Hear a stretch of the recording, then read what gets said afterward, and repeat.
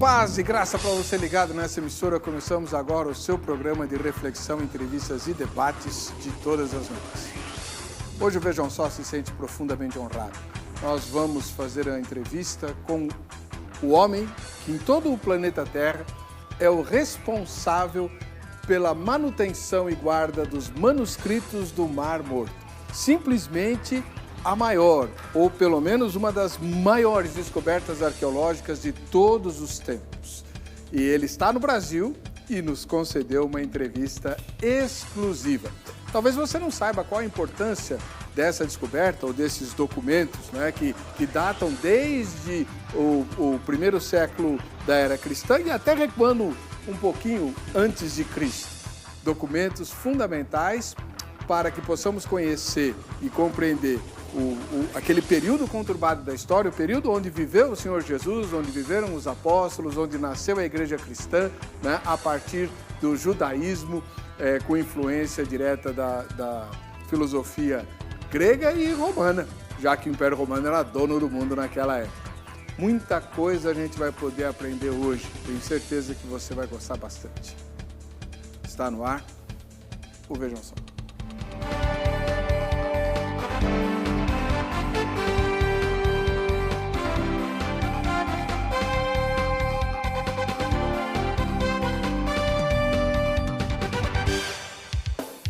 Olá, com muita alegria e em nome da Academia Teológica da Graça de Deus, a AGRADE, iniciamos essa edição histórica do programa Vejam Só.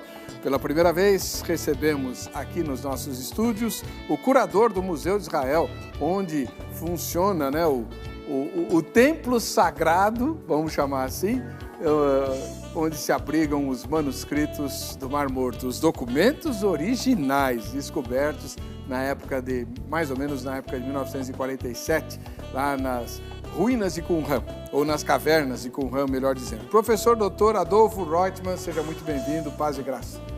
Um prazer. O senhor fala português bem? O senhor é portunhol. Qual é a sua nacionalidade? Eu argentino e israelense. E desde 1980 estou vivendo em Israel. Y desde 1994, los últimos 24 años, estoy servindo como curador de los manuscritos do Mar Morto e diretor de Santuário do Livro do Museu de Israel. Muito obrigado pela presença do senhor, que essa sua visita seja profundamente recompensada pelo nosso Senhor. Conosco hoje, nos ajudando nessa entrevista, o Dr. Ariel Horowitz, que você já conheceu aqui numa entrevista também bastante empolgante, ele que é do Instituto Moriá de Israel, né, que é um dos institutos que preserva a história de Israel e a sua influência na cultura e vice-versa. Muito obrigado por ter voltado, Dr. Ariel, seja muito bem-vindo, paz e graça. Um prazer estar aqui, muito obrigado.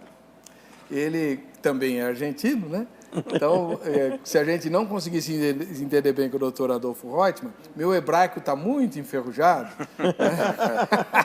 Então, o Dr. Horowitz nos ajuda na tradução e na nossa entrevista. Mas vamos lá para a matéria de abertura que apresenta a importância fundamental daquilo que nós vamos conversar hoje. Vejam só. Você, telespectador inteligente que acompanha o Vejam Só, com toda certeza sabe o que são os manuscritos do Mar Morto, correto? Não? Bom, então, pelo menos, ainda que não consiga explicar, já ouviu falar sobre o assunto, certo? Também não? Se a sua resposta foi não para essas duas perguntas, não fique chateado. Você não está sozinho nessa. Muitos cristãos brasileiros não sabem explicar ou ainda nem ouviram falar sobre esses manuscritos. Se você conhece sobre o assunto, então é bom ficar ligado também, pois hoje iremos explorar muito sobre o tema. Primeiro, algumas explicações. A primeira descoberta dos pergaminhos do Mar Morto ocorreu em 1947, em Qumran, uma aldeia situada a aproximadamente 30 quilômetros de Jerusalém, na costa do Mar Morto. 10 anos e muitas pesquisas mais tarde, 11 cavernas ao redor do Mar Morto foram descobertas. Nelas, dezenas de milhares de fragmentos de manuscritos que datam do 3º século a.C. até o ano 68 d.C. Os pergaminhos do Mar Morto são uma vasta coleção de documentos. Eles incluem manuscritos ou fragmentos de cada livro da Bíblia hebraica, exceto o livro de Esther. Todos criados cerca de 1000 anos antes de outros manuscritos bíblicos que eram conhecidos anteriormente. Isso é um pouco do muito que podemos falar sobre o assunto. Mas vamos aproveitar que recebemos hoje em nossos estúdios Adolfo Reutemann. Ele é licenciado em Antropologia, mestre em Religiões Comparadas e doutor em Literatura e Antigo Pensamento Judaico pela Universidade Hebraica de Jerusalém. Curador dos manuscritos do Mar Morto e diretor do Santuário do Livro no Museu de Israel. Não existe no mundo alguém mais preparado para falar sobre esse tema. Então, prepare-se, pois o Vejam Só de hoje já está no ar. Bom, para você que sintonizou o programa agora, depois da escalada de abertura, nós hoje estamos recebendo ninguém menos do que o curador do Museu de Israel, o lugar onde fica o Santuário do Livro, um nome muito interessante, né? Onde são abrigados os manuscritos do Mar Morto. Dr. Reutemann, a gente viu na matéria de abertura o que são esses manuscritos e tudo, só que aquilo que apareceu, os manuscritos estão assim, em peças grandes. Todos foram encontrados assim, grandões e fáceis de ler? Não, obviamente, muito poucos manuscritos foram descobertos em uma situação de um estado de preservação mais ou menos razonável. Por rara casualidade, os primeiros 7 manuscritos da caverna número 1, localizada a 1 quilômetro ao norte de Qumran, estavam em relativamente bom estado de preservação. E também manuscritos da caverna número 11, descoberta em 1956.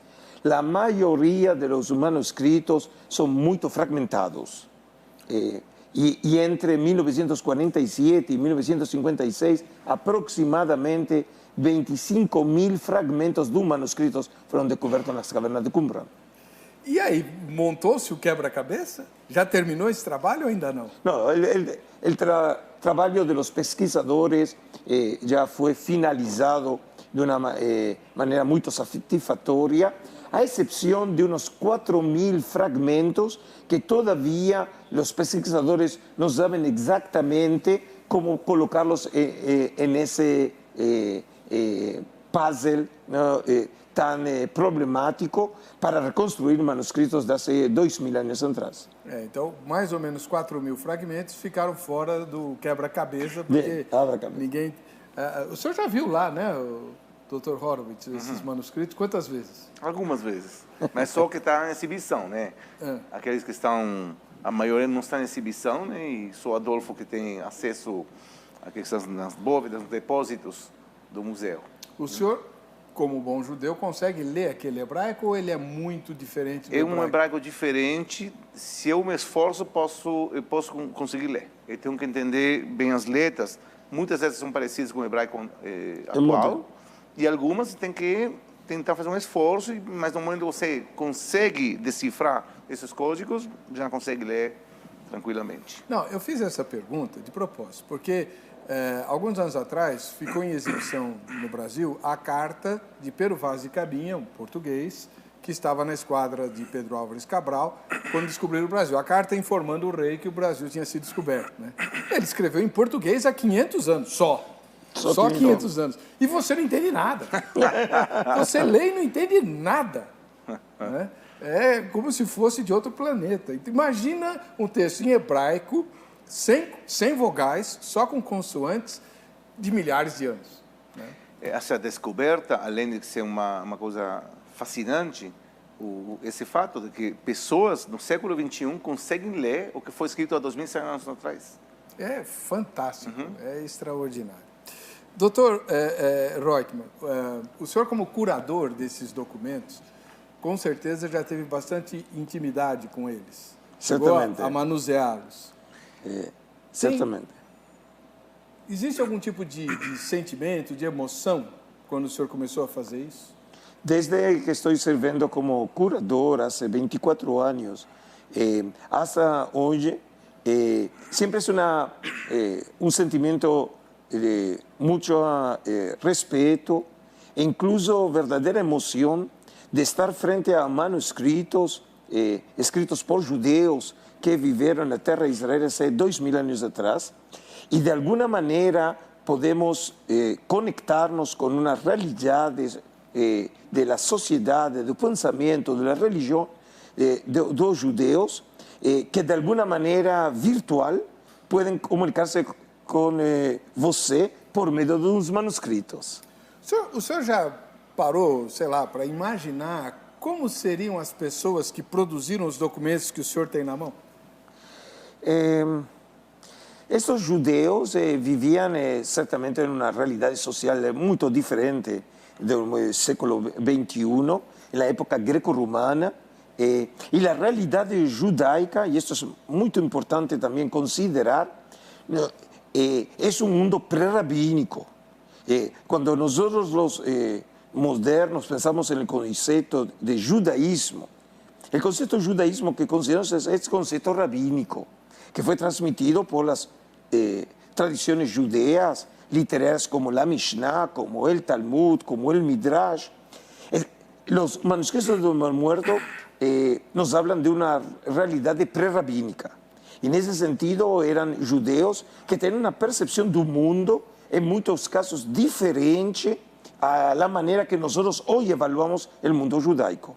Interessante. Então é uma viagem no tempo, literalmente falando. Literalmente, quando eu tenho a oportunidade de receber grupos ou estudantes, les digo que o estudo do manuscrito do Mar Muerto é realmente uma viagem através do tempo. E poder alcançar, de alguma maneira, este contato virtual com judeus que viveram há 2.000 anos atrás. Fantástico isso. Daqui a pouquinho a gente vai ter algumas imagens também que vão ser comentadas pelos dois doutores que estão conosco. Mas antes eu quero te fazer uma pergunta, uma pesquisa que o Vejam Só faz, né, por meio do nosso Facebook, no facebook.com/programa Vejam Só, você tem uma pergunta que responda com honestidade, tá bom? Com bastante sinceridade. Vamos lá. Você sabe o que são os manuscritos do Mar Morto? Né? Então, sim ou não, tá? Se você sabe, você sabe. Se você não sabe, se tem uma vaga noção, responda não tem problema nenhum. Ninguém nasceu sabendo, tá bom? Mas hoje, quando o programa terminar, você vai ser uma pessoa profundamente conhecedora dos manuscritos do Mar Morto.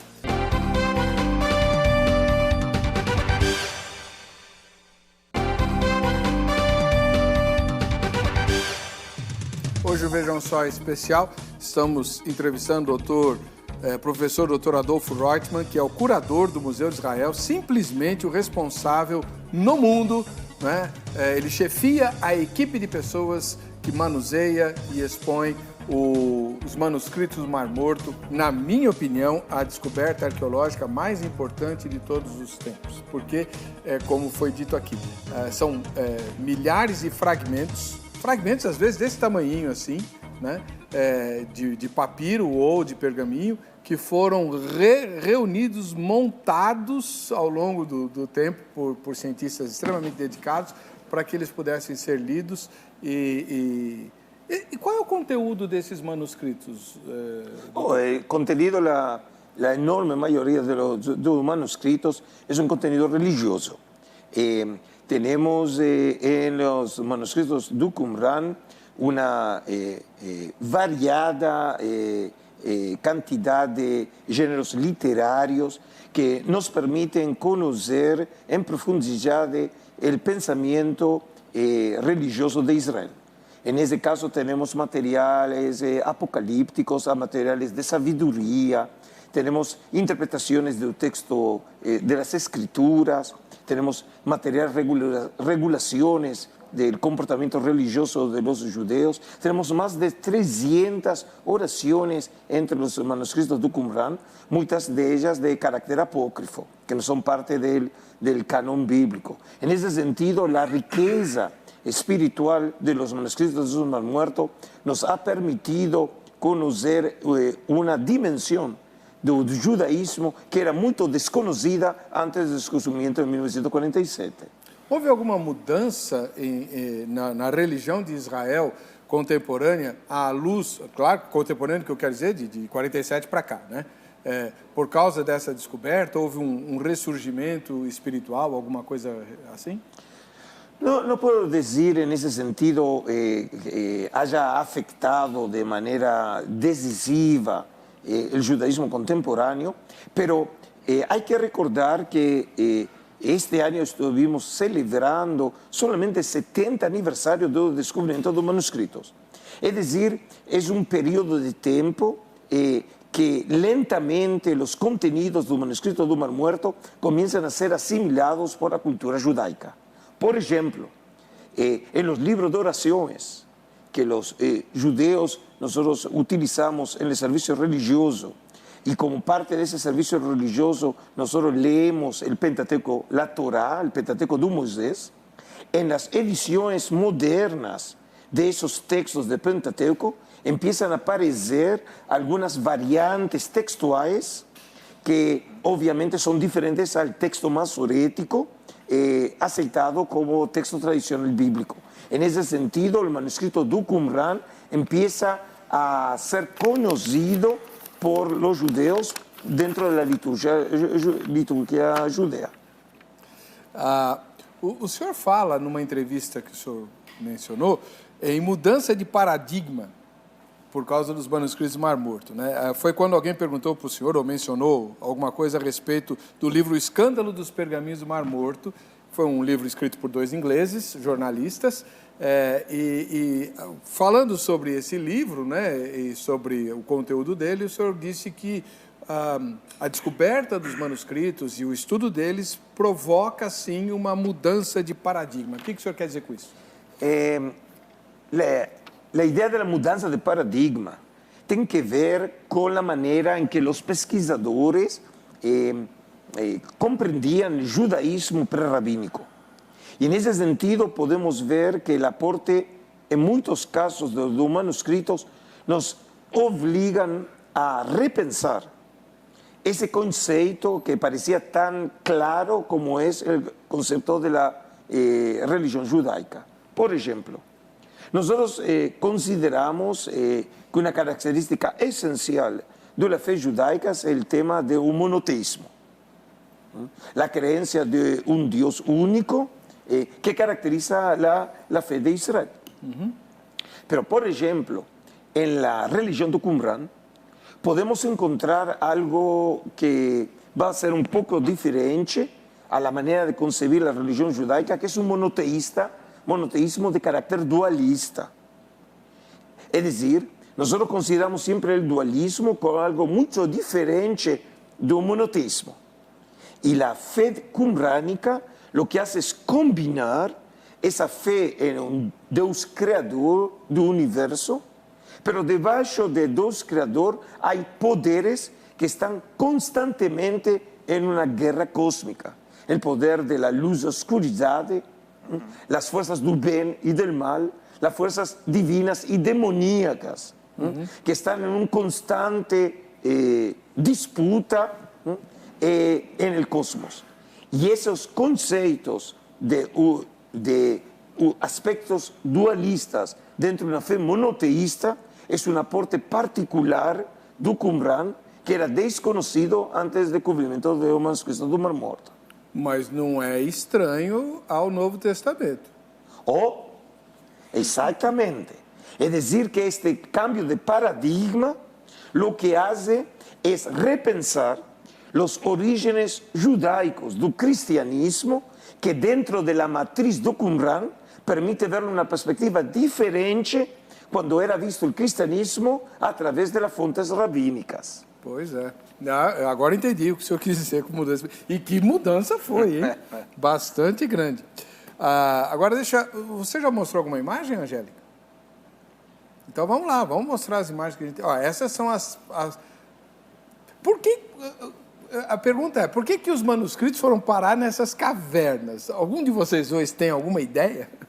Acho que Há muitas hipóteses e teorias acerca das funções das cavernas. Originalmente, ao começo das pesquisas, se considerava que a biblioteca da comunidade do Mar Muerto, a comunidade do Qumran, queria salvar estes manuscritos de los romanos que se estavam aproximando a Qumran. Nós sabemos por los escritos do historiador Flávio Josefo, o grande historiador judeu dos finales do século I de nossa era, que as forças de Roma, dirigidas por el general Vespasiano, que logo vai ser o imperador de Roma, alcançam Jericó. Jericó está a uns 12 quilômetros ao norte de Qumran para o verano de 68. E então se considerava que quando chegam as notícias da aproximação do romano, os qumranitas colocam em las cavernas os manuscritos. Hoje a hipótese ha sofrido uma mudança muito significativa, tratando de entender que distintas cavernas tinham distintas funções. Por exemplo, a caverna número 4, que aparecia recentemente agora na imagem, que está frente aos edifícios do Qumran. Solo nessa caverna. Essa aí é a 4? Não. A caverna é outra perspectiva da caverna número 4. Solo nessa caverna foram descobertos 15.000 fragmentos de manuscritos. E quando foram reconstruídos por os pesquisadores, hoje temos cerca de uns 600 a 650 manuscritos, muitos muito fragmentados. A maioria é o pergamino e só uma minoria o papiro. E seguramente esta caverna servia como um tipo de depósito de los materiales de la comunidade. Pero, por exemplo, a caverna número 7, que está ubicado no platô de Qumran, é muito diferente.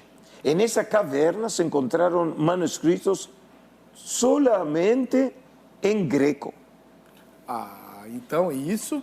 Significa que então as cavernas eram utilizadas não somente para propósitos diferentes, mas também hoje os pesquisadores consideram que provavelmente chegaram às cavernas do Qumran manuscritos que não solamente pertenciam à comunidade do Qumran, sino provavelmente a outros grupos ou seitas do judaísmo da época greco-romana. Interessante. Houve uma organização, arquivaram os documentos, não só guardaram lá, eles arquivaram, né? Com alguma intenção. Uma lógica. Com alguma lógica. Lógica, interna. Exatamente. Para talvez recuperá-los depois. Né? Agora, os romanos destruíam os documentos. Nós sabemos, por exemplo, que havia povos que, quando conquistavam uma cidade, reduziam ela a cinzas. Né? Inclusive, a biblioteca de Alexandria foi reduzida a cinzas. Os romanos faziam esse tipo de coisa também? Os romanos arrasavam com tudo, né? Vão destruindo, durante a segunda revolta, a grande revolta dos judeus contra Roma, na segunda revolta, perdão, a grande revolta de judeus contra Roma, a destruição do segundo templo, os romanos arrasavam com tudo. Então, provável, né, que na caverna 4, que era esse depósito de livros, então na biblioteca, também achavam prateleiras, né, com estantes de livros, e também restos de um soldado romano que passou por aí que arrasou com tudo. Neste caso, tenho que afirmar, do ponto de vista da pesquisa, que não temos nenhuma argumentação em favor desta hipótese, e provavelmente os romanos não hayan tenido conhecimento de lo que estava em las cavernas propriamente dicho. Vou fazer uma pergunta que nunca ninguém fez para o senhor. Quem escreveu os manuscritos do Mar Morto? Hay que tener en consideración que los manuscritos del Mar Muerto tienen una datación de unos 300 años que van desde mediados del século III antes de la era común a mediados del século I de nuestra era. Es decir, tenemos unos 300 años de manuscritos. La comunidad del Mar Muerto, según los pesquisadores contemporáneos, se conforma para finales del século II antes de nuestra era y comienzos del século I, que en algún momento arriban a la zona de Qumran. Es decir, que obviamente tenemos materiales que son mucho más antiguos que el origen de la comunidad. Y por lo tanto no podemos atribuirlos a la comunidad. En otros casos, esto es muy fascinante, el estudio de la escritura de los antiguos escribas, cuando son estudiados por los paleógrafos, que son los estudiosos de la escritura, puede identificar la identidad de los escribas. Y entonces lo que se puede es seguir a un escriba y podemos identificar que el mismo escriba escribió varios de los manuscritos. Doido, chega-se a esse nível, identificar um indivíduo. Que podemos entender el individuo, no sabemos la identidad de este individuo, pero podemos seguir que esa misma persona tiene un mismo estilo de escritura. Que coisa magnífica essa pesquisa, hein? Agora, eu sei que foram encontradas várias cópias do livro de Salmos, né, e de outros livros, mas se fala demais no livro de Isaías. Por quê? Este es un punto muy significativo. Entre los primeros 7 manuscritos descubiertos por los beduinos, 2 copias eran copias del libro de Isaías, el gran profeta de Israel. Cuando se descubre más de una copia de un mismo libro, la manera de catalogar esos manuscritos es siguiendo el orden alfabético, manuscrito A y manuscrito B. Sí. El manuscrito A de Isaías es una versión completa del libro de Isaías. 66 capítulos. 66 capítulos en el manuscrito que es el segundo más extenso, más longe de todos los manuscritos descubiertos. Tiene más de 7 metros de extensión. Nós vimos uma foto é esse aí? Esa tenemos onde en el santuario del libro nosotros tenemos el original, pero por razones de preservación del manuscrito, hoy tenemos en exhibición un facsímil. Nosotros tenemos el manuscrito original y en una de las vitrinas en la sala principal tenemos un segmento, un fragmento de original. Ahora, el profeta Isaías, tenemos 21 copias del libro de Isaías entre los manuscritos de Qumran. Es el profeta más popular en Qumran. El profeta más citado en los manuscritos del Mar Muerto es Isaías. Tenemos un género literario totalmente novedoso entre los manuscritos del Mar Muerto, conocido como los Pesharim, o son comentarios de la secta de los libros proféticos. Tenemos Pesher de Nahum, de Habacuc, y el más popular también es Isaías. Y ahora la pregunta, ¿por qué Isaías? Pero antes de contestar esta pregunta, hay que pensar en algo que usted certamente conoce. El profeta más popular del Nuevo Testamento también es Isaías. El profeta más citado es Isaías. La única historia que nosotros conocemos en los evangelios en que Jesús lee un manuscrito también es Isaías, en Lucas 4. Y otro punto muy significativo, los judeos, cuando tenemos el ritual de la lectura del Pentateuco, la Torá de Moisés, los sábados, al final de la lectura de la Torá, también hay una lectura de los profetas, que se llama la Haftarah. El profeta más popular del Haftará también es Isaías. Eso significa que tenemos de un punto de vista objetivo, que en la tradición rabínica, en la tradición eclesiástica y en la tradición qumránica, Isaías es el más popular de los profetas. Y ahora entonces, en respuesta a la pregunta, ¿por qué Isaías? Probablemente porque el profeta Isaías era considerado a finales de la época greco-romana como el profeta que tenía la llave de un mundo mesiánico. Y por eso los distintos textos hacen una lectura de la realidad política, económica, social y religiosa de los judeus a través de un libro de Isaías. Maravilhoso isso, né? Isso é realmente fantástico. O Isaías, os cristãos chamam ele de o príncipe dos profetas, né? E vejo agora que a longa tradição judaica também o considera como um dos principais profetas. Quanto tempo ainda tem nesse bloco, Angélica? Tá.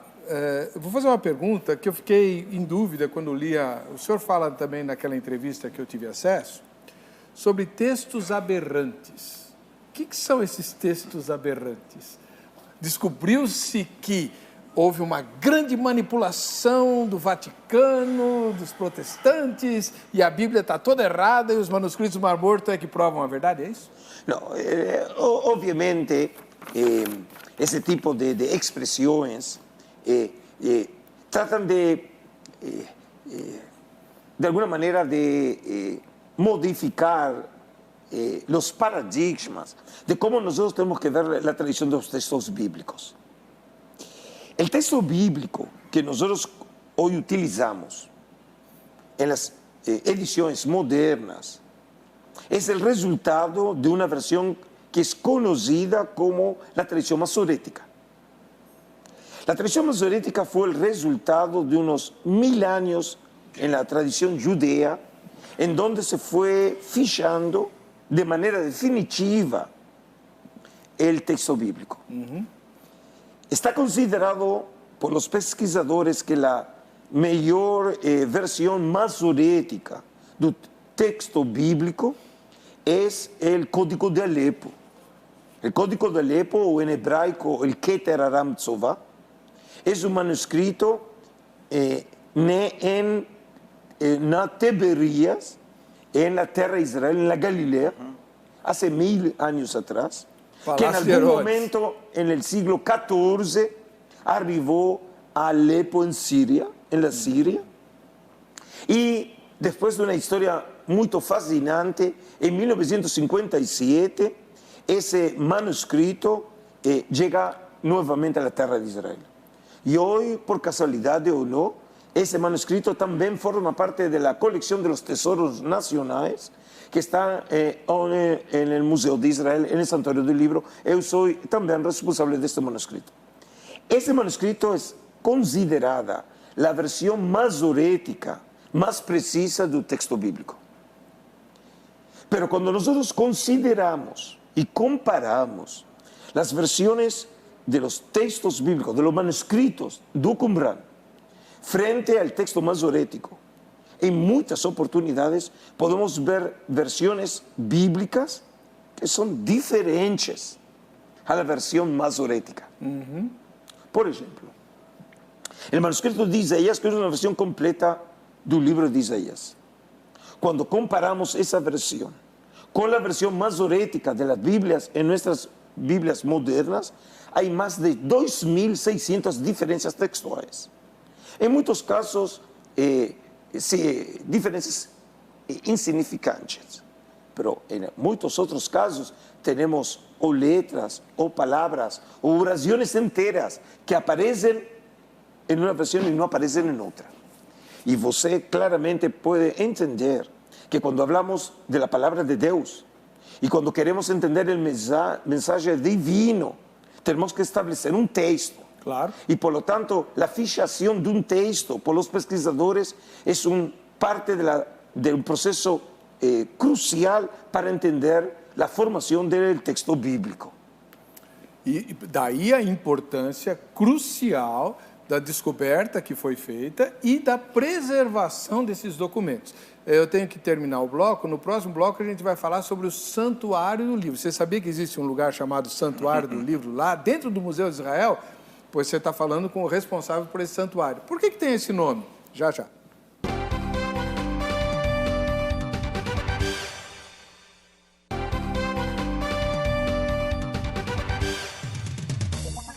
Pois é. Vamos lá, estamos hoje conversando, que privilégio esse, hein? Com o doutor Adolfo Reutemann, que também é professor e curador do Museu de Israel, responsável no mundo pela equipe que toma conta dos manuscritos do Mar Morto e também responsável por um lugar chamado Santuário do Livro. Eu gostei demais desse nome, não sabia que existia esse nome, né?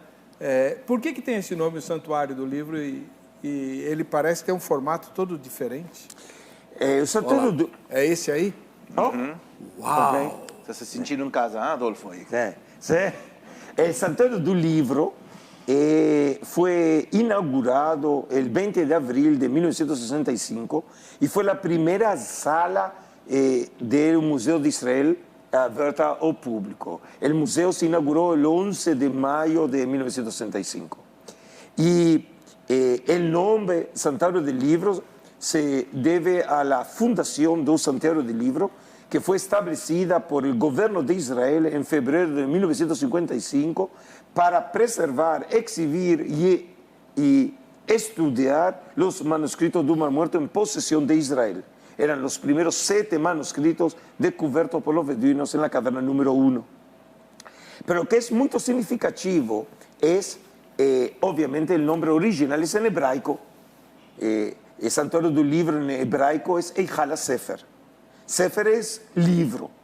Y Eichal, que la traducción en español es santuario, o en portugués es santuario, en hebraico es uno de los nombres del Templo de Salomón.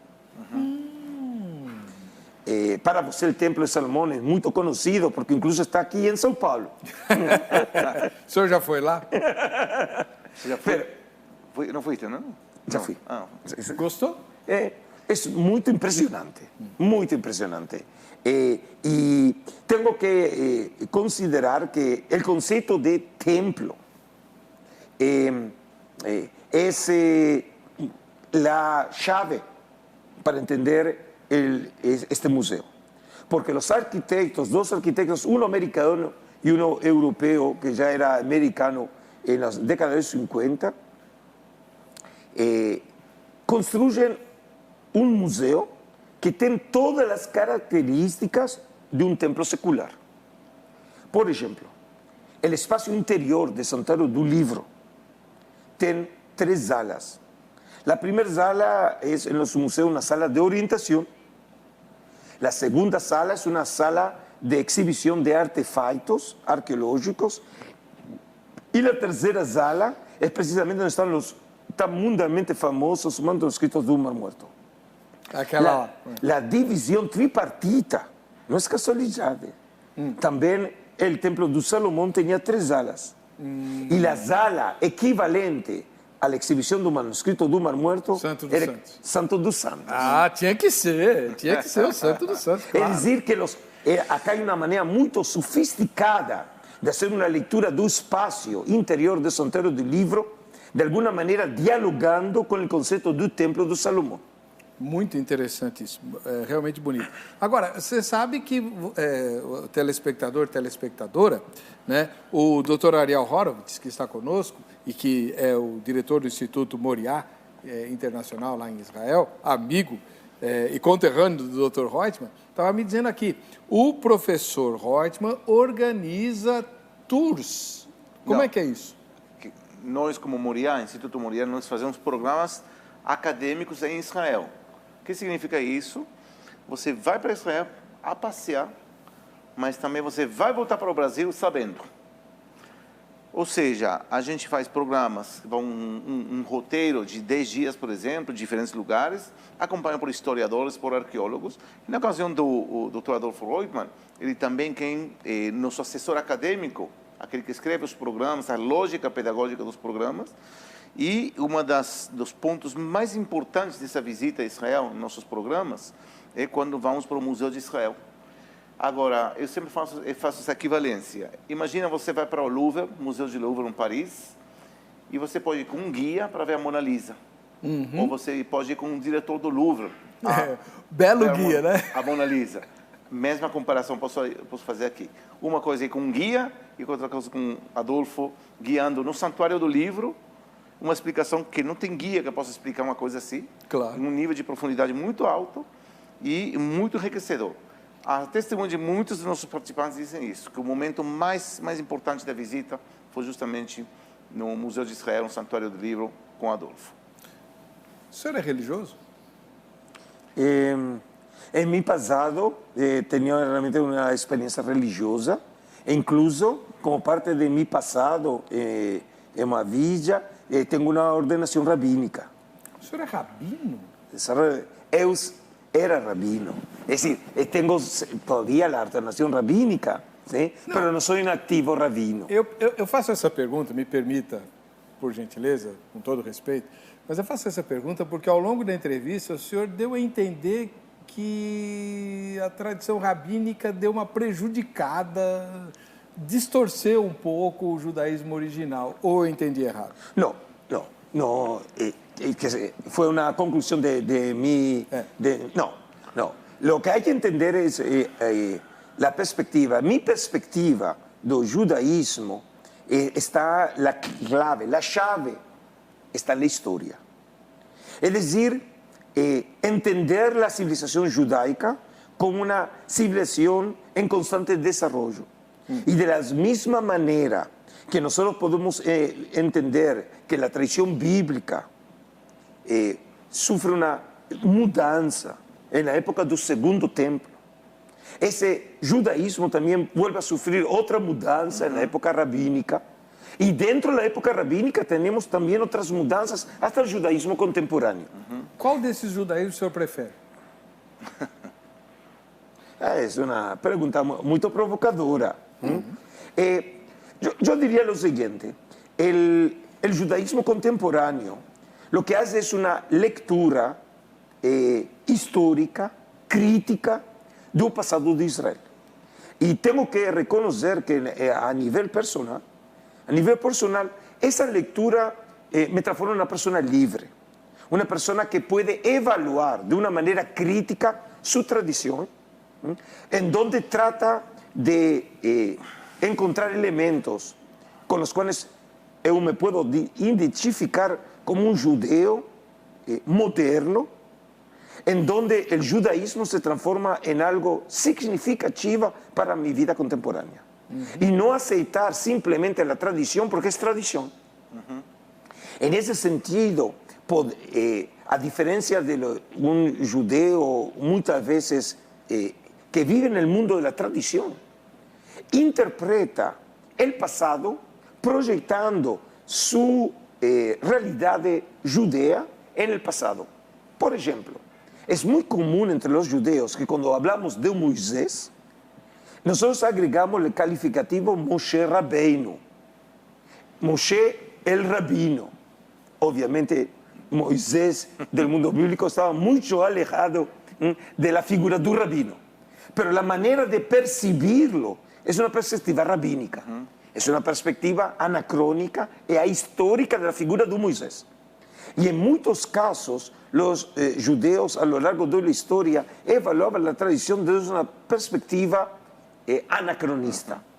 Uno de los mayores logros del judaísmo contemporáneo, en ese diálogo tan fructífero con los europeos, en la época del iluminismo, a finales del siglo XVIII y XIX, cuando los judeos comenzaron a estudiar las fuentes históricas, la historia, la crítica literaria, en Berlín, en Viena, y empezaron a hacer una lectura de su tradición desde una manera y perspectiva histórica, lo que hace es colocar al judaísmo como resultado de historia. Y en ese sentido, es ese judaísmo que me resulta tan atractivo como intelectual. Originalmente yo soy antropólogo y después terminé una maestría en religiones comparadas a la Universidad Hebrea de Jerusalém, y esa perspectiva me resulta muito significativa para mim. Com certeza. Muito da fala do senhor, depois do programa eu queria trocar umas palavrinhas, porque a gente percebe uma sede de uma espiritualidade na condução da fé ou daquilo que a gente pode chamar de religião, e não apenas um apego à tradição e a costumes. Isso é isso fala muito comigo aqui dentro.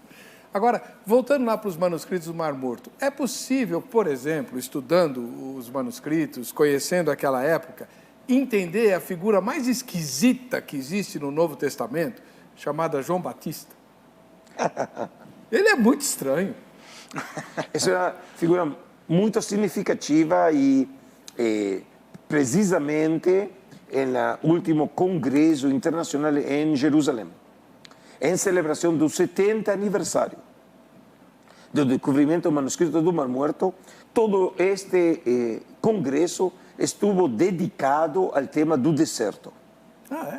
E minha pesquisa y próxima presentación escrita en las colección de artículos está dedicado precisamente a la figura de João Batista. Yo no sabía de eso. No. Y realmente la figura de João Batista es una figura muy atractiva.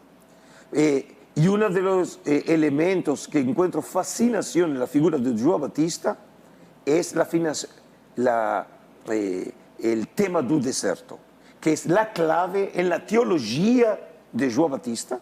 Y precisamente, como usted bien conoce, tenemos la historia del nacimiento de João Batista en capítulo 1 de Lucas, y después del anunciamiento por el arcángel Gabriel, no raconta el Evangelio sobre la infancia de João Batista, y solamente al final del capítulo dice que se crió del desierto, sin explicar qué razones llevan a João Batista a la vida del desierto. Y después, cuando nosotros lo encontramos predicando el mensaje escatológico, ya está en el no desierto. Y solamente en Mateo se hace la mención específica que es en el desierto de Judea. Pero lo que creo fascinante, y fueron los temas de mi pesquisa, es que siempre consideramos el Evangelio de João como el más teológico de todos los evangelios. Pero irónicamente, el Evangelio de João es el mejor de todos los evangelistas que conocen la geografía verdadera de la tierra de Israel. Y por eso João, en dos oportunidades, claramente hace referencia que cuando Jesús tiene que encontrarse con João Batista, es del otro lado del Jordán. Y en ese sentido, probablemente, la tradición histórica de João Batista era que el João histórico predicaba y realizaba las abluciones de bautismo en la parte de la actual Jordania, que es la zona de Wadi Harar. Y tenemos tradiciones de la época bizantina, a partir del siglo IV, que los viajeros identificaban el lugar específico en donde era el bautismo de João Batista en la zona de Wadi Harar. Y lo que es muy interesante es que Wadi Harar y el lugar de actividad de João Batista no está muy longo de Qumran. Es el área del norte del Mar Muerto. Significa que la figura de João Batista tiene un fuerte significado simbólico. Y tiene que ver con la perspectiva de João Batista de la aproximación de la escatología, del final de los tiempos. Y ese espíritu de final del tiempo es también que encontramos en los manuscritos del Mar Muerto en la comunidad de Qumran. Que era uma comunidade que havia se retirado das cidades. Eles viviam como monges ou não? El término monje es un poco confuso porque obviamente nosotros el término monje lo identificamos con el cristianismo. Pero en realidad Qumran nos muestra un grupo de una seita judea que muchos pesquisadores quieren ver algún tipo de relación con los esenios, un grupo muy misterioso entre los judeos de esa época, que estaban en disputa con los sacerdotes de Jerusalén y el templo. Y aquí un tema para reflexionar. Nosotros sabemos que los orígenes de João Batista también era sacerdote, porque el era sacerdote. Y es muy significativo que João Batista no funciona como sacerdote. No tenemos ninguna actividad de João Batista que esté relacionada con el templo de Jerusalén. Pero por el otro lado, el bautismo de conversión de los pecados, como aparece en el Evangelio de Marcos, es muy significativo porque en el judaísmo de la época la única manera de obtener perdón de los pecados era por medio del sacrificio del templo. Y entonces el bautismo, de alguna manera, lo que hace es una alternativa polémica con el templo de Jerusalén. Y en el último libro publicado en España sobre el templo de Jerusalén, tengo una tercera parte de mi libro dedicada a la polémica sobre el templo de Jerusalén y considero a João Batista como una polémica simbólica contra el templo de Jerusalén. No hay ningún texto expreso en donde João Batista, por lo menos en los evangelios, claramente o expresamente polemice con el templo de Jerusalén, a diferencia en el caso de Jesús, como tenemos claramente en Marcos 11, en los paralelos, donde critica el templo de Jerusalén. No tenemos esa misma perspectiva en João Batista, pero en mi modesta manera de comprender a João Batista, toda la actividad de João Batista es ofrecer una polémica, una alternativa polémica al templo de Jerusalém e aos seus sacrifícios. Que eu nunca tinha pensado nisso, é verdade. O sacrifício no templo é que garantiu o perdão dos pecados. E o batismo é um rompimento. E ele era filho de sacerdote. Puxa vida, muito instrutiva a entrevista com o senhor hoje. Quero agradecer demais. Dr. Horowitz, o Dr. Reutemann veio ao Brasil para participar. Nós estamos já fazendo uma tradição que cada ano estamos organizando o Congresso Internacional de Arqueologia Bíblica. Estamos trazendo para o público aqui no Brasil e em outros países também, vamos fazer no México, na Argentina, em outros lugares, o que chama essa ciência recente, chamada arqueologia bíblica, que justamente é aquela arqueologia que vem a contextualizar o texto bíblico. Tem uma febre, um desejo muito grande de achar achados arqueológicos que reforcem a Bíblia. Eu gosto menos dessa orientação, gosto mais de dar o contexto ao texto. Então, estamos trazendo essa costume de congressos internacionais. O Dr. Reutemann está, nessa ocasião, agora para o congresso, o segundo congresso internacional, que já está todas as inscrições fechadas, mas vai ser realizado no UNASP, na Universidade Adventista, em Engenheiro Coelho, entre os dias 15 e 18 de novembro. Amanhã já começa, amanhã à noite. E já temos o próximo ano, vai ser aqui em São Paulo, é uma universidade Mackenzie, que vai ser para o ano que vem. E já temos agenda para vários... Sempre nessa época do ano? Não, saiu assim, porque tem um feriado, então a gente tenta aproveitar esses feriados, já que estamos trazendo palestrantes internacionais. Não só Adolfo Reutemann está chegando, temos, por exemplo, um professor da Universidade Hebraica chamado Dr. Oren Gutfeld, que achou justamente a caverna número 12 de Qumran recentemente. Ele vai estar conosco também nesse congresso. O arqueólogo Pablo Betzer, da Autoridade de Antiguidades Israelenses. E outros professores também, como Rodrigo Silva e outros que vão estar nos acompanhando. O professor Rodrigo Silva vai voltar ao programa agora no mês que vem, se Deus quiser, né? Muito obrigado, Dr. Reutemann, que Deus ilumine cada vez mais o seu caminho. Um prazer. Foi um privilégio receber o senhor e também o Dr. Horowitz hoje no Vejam Só. Quem quiser mais informações a respeito desses congressos, inclusive para você já se planejar para o ano que vem, quem quiser fazer o tour capitaneado, né, pelo Dr. Reutemann lá no Museu de Israel, né, é só pegar os contatos que estão publicados no facebook.com/programa Vejam Só. Deixa eu ver o resultado da enquete. Uau! A maioria não conhece os manuscritos do Mar Morto, não sabe o que são. Eu achei que todo mundo ia saber. Puxa vida.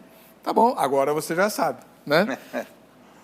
Louvado seja Deus por essa descoberta tão importante. A gente se vê no próximo Vejam Só. Até lá.